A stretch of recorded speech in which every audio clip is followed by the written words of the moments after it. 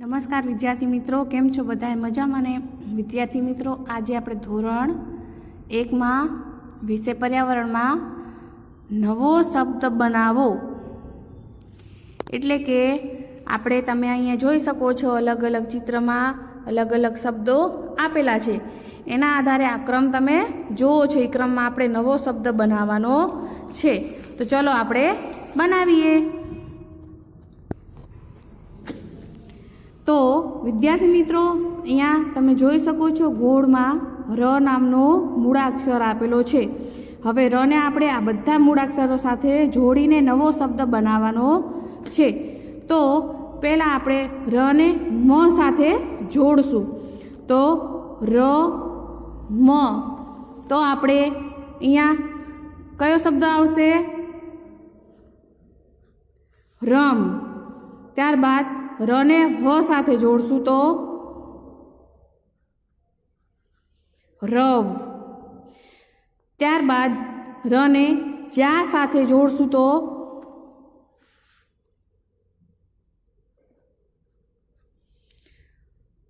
રજા.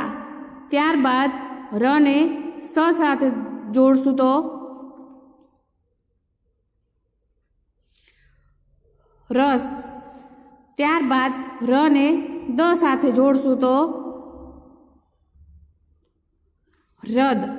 તો વિદ્યાર્થી મિત્રો, તમે જોઈ શકો છો આવી રીતે આપણા શબ્દો બનશે: રમ, રવ, રજા, રસ અને રદ.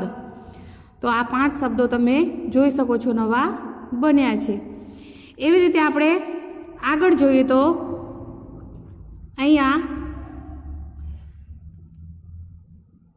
એવી રીતે જ શબ્દો બનાવવાના છે. કાને ર સાથે જોડવાનો, કાને મ સાથે જોડવાનો, કાને લ સાથે જોડવાનો, ત્યારબાદ કાને પ સાથે જોડવાનો.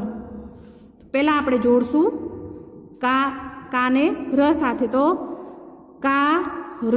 તો અહીંયા કયો બનશે શબ્દ? કાર. ત્યારબાદ કાને મ સાથે જોડશું તો કામ. ત્યારબાદ કાને લ સાથે જોડશું તો કાલ. ત્યારબાદ કાને પ સાથે જોડશું તો કાપ. તમે જોઈ શકો છો અહીંયા શબ્દો બન્યા છે: કાર, કામ, કાલ અને કાપ. એવી રીતે આગળ વાને દ સાથે જોડવાનો, વાને ર સાથે જોડવાનો, વાને સ સાથે જોડવાનો, વાને ગ સાથે જોડવાનો, વાને ન સાથે જોડવાનો. આ 5 મૂળાક્ષર સાથે જોડવાનો છે. પહેલા આપણે દ સાથે જોડશું.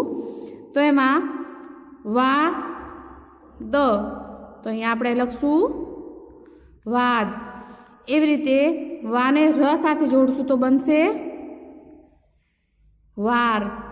એવી રીતે વાને સ સાથે જોડશું તો બનશે વાસ. વાને ગ સાથે જોડી તો વાઘ. વાને ન સાથે જોડી તો વાન. તો તમે જોઈ શકો છો આપણા નવા શબ્દ બન્યા છે: વાદ, વાર, વાસ, વાઘ અને વાન.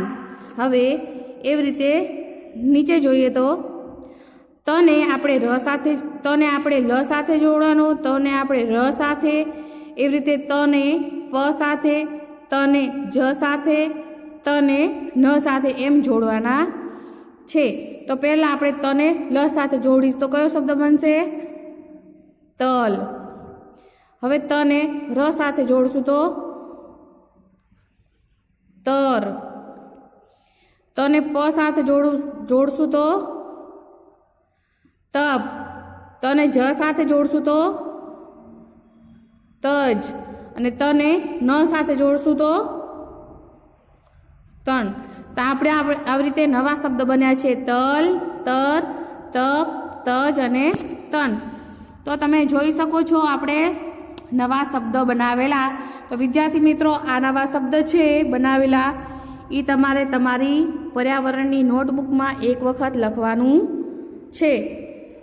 આવજો વિદ્યાર્થી મિત્રો.